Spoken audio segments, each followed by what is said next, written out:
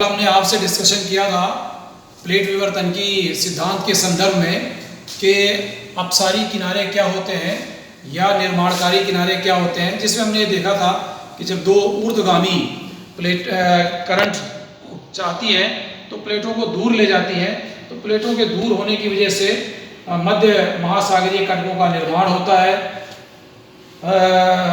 महासागरीय नितल का प्रसार होता है। उसके साथ साथ कम गहराई के हल्के भूकंप आते हैं और वॉल्केनिक इरप्शंस भी होता है। साथ ही हमने एक चीज़ देखी थी, ये रिफ्ट वैली यानी दरार घाटियों का भी निर्माण होता है।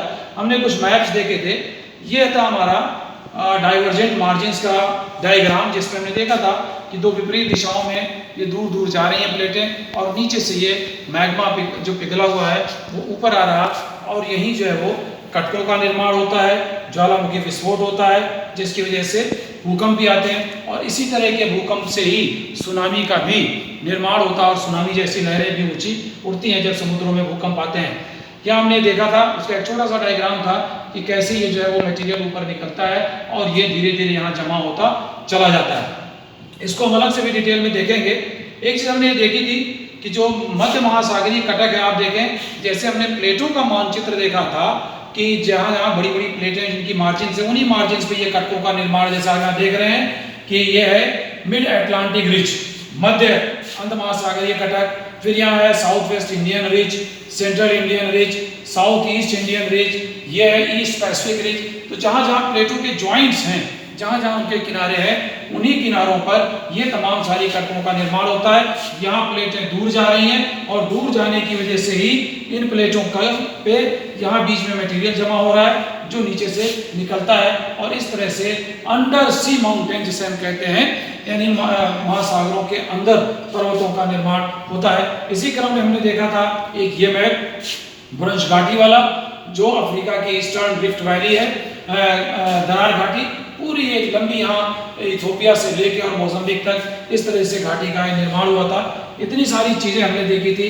ताज़ा उदाहरण हमने ये भी देखा था कि अभी हरियाणा में राजस्थान पत्रिका जो अभी परसों की 12 जुलाई की, उसमें एक खबर छपी थी कि दरार पड़ गई पूरे ज़मीन में, 3 किलोमीटर लंबी दरार पड़ी है हरियाणा में एक गाँव में।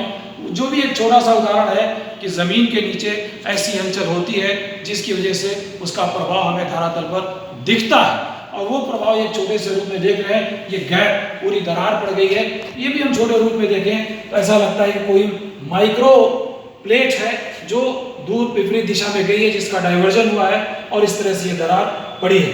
अब आगे हम देखेंगे एक नई चीज जो आज हम आपसे डिस्कस करना चाह रहे हैं कि हमने बात की थी शुरू में कि 3 तरह की बाउंड्रीज होती हैं। तो हमने कन्वर्जेंट की बात की, डाइवर्जेंट की बात की। आज हम तीसरी जो मार्जिन हमारी है, जिसको हम कंजर्वेटिव मार्जिन कहते हैं हिंदी में, जिसे हम संरक्षित किनारा कहते हैं, आज हम उस किनारे की बात करेंगे। इसमें क्या होता है कि आमतौर पे ट्रांसफॉर्म फॉल्ट होता है, भ्रंश होता है, उसके सहारे plate slides past each other in opposite direction और in the same direction but at different speeds. यानी दो प्लेटें एक ही दिशा में, विपरीत दिशा में या अपोजिट डायरेक्शन में होंगी, पर क्या होता है अलग अलग स्पीड में होती है। ठीक है, एक दिशा में होंगी, एक ही साथ आप विपरीत दिशा में होंगी, लेकिन उनकी स्पीड अलग अलग होती है। तो होता क्या है, ये प्लेटें एक दूसरे के ना तो ऊपर आती हैं, ना नीचे जाती हैं, ना ही पास आती हैं, ना दूर जाती हैं, बल्कि ऐसे ये सरकती हैं या ऊपर नीचे हो सकती हैं, ऊपर नीचे हो सकती हैं या स्लाइड पास करती हैं, सरकती हैं। इसी तो उसमें का क्या होता है उसका, जैसे हम देखें एक चित्र आपको दिखाएं कि इस चित्र में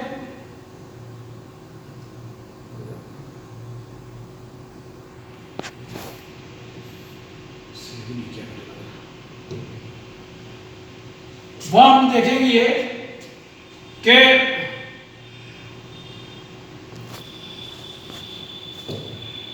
ये क्या होता है कंजर्वेटिव मार्जिन्स का, दो प्लेटें एक दूसरे के अगल बगल सरकती हैं। तो सरकने से क्या होता है, रिजल्ट क्या होता है, crust is neither created not destroyed, यानी किसी तरह के स्थलीय रूप का ना तो निर्माण होता है और ना ही उसका विनाश होता है। यानी जैसे हमने कंजर्वेटिव मार्जिन में देखा था जहाँ किनारों का विनाश होता है, जिनमें कन्वर्जेंट मार्जिन में, उसी तरह से हमने डाइवर्जेंट मार्जिन में देखा था जहाँ जो है वो किनारों का निर्माण होता है।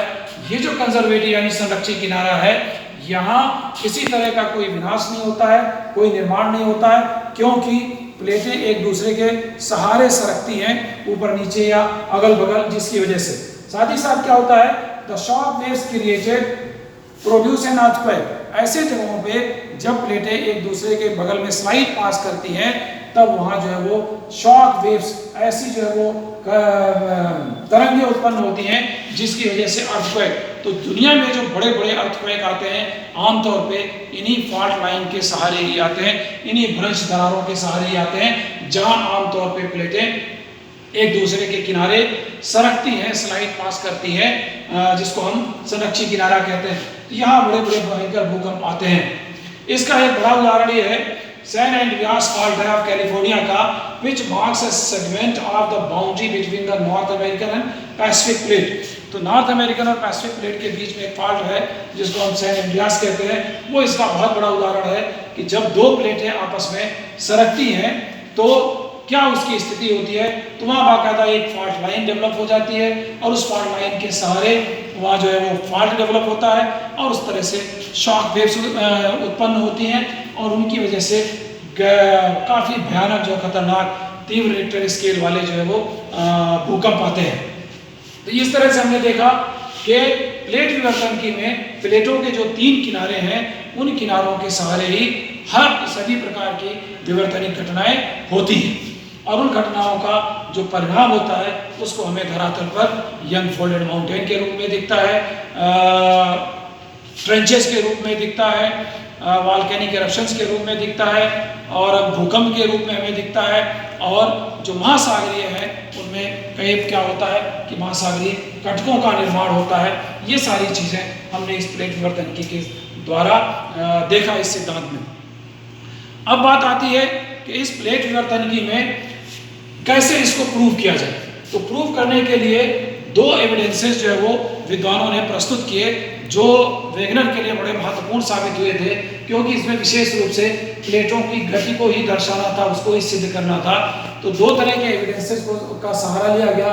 पहला एविडेंस हमारा सी फ्लोर स्प्रेडिंग का है, यानी महासागरीय नितल का विस्तार जिसे हम कहते हैं।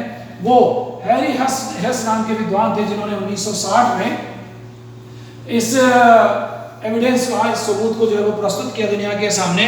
उन्होंने ये कहा था कि edges of oceanic crust increases with distance from the spreading centre, यानी जो हमारा ओशनिक क्रस्ट है, महासागरीय जो हमारा तल है, उस तल में नए नए मटेरियल जो वो जुड़ते जाते हैं, वो बढ़ते जाते हैं समय के साथ साथ। अभी हम आपको एक चित्र के साथ इसको देखेंगे कैसे समय के साथ साथ उसमें विस्तार होता जाता है। और वो विस्तार क्यों होता है, क्योंकि जहां मध्य महासागरीय कटके हैं, अभी हमने देखा था डाइवर्जेंट मार्जिन में, वहां धीरे धीरे मटेरियल ऊपर आता है और उसके साथ ऐड होता चला जाता है, जिसकी वजह से ये नए नए मटेरियल उसमें जुड़ते हैं और उसका विस्तार होता चला जाता है। हम आपको एक डायग्राम से भी दिखा देते हैं कि ये कैसे ये विस्तार होता है। आप देखें कि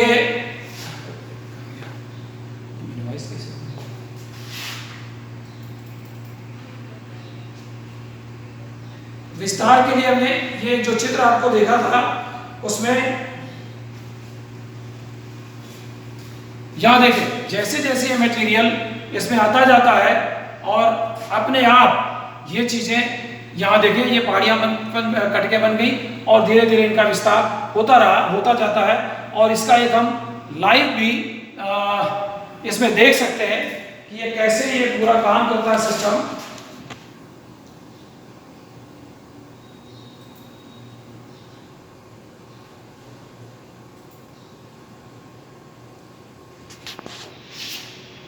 इस तरह से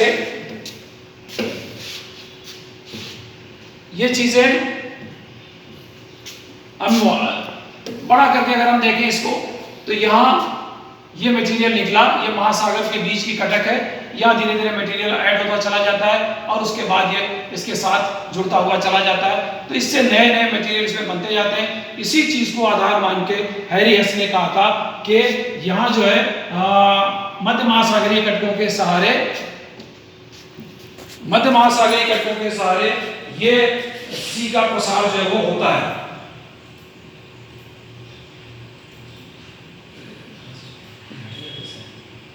उसके बाद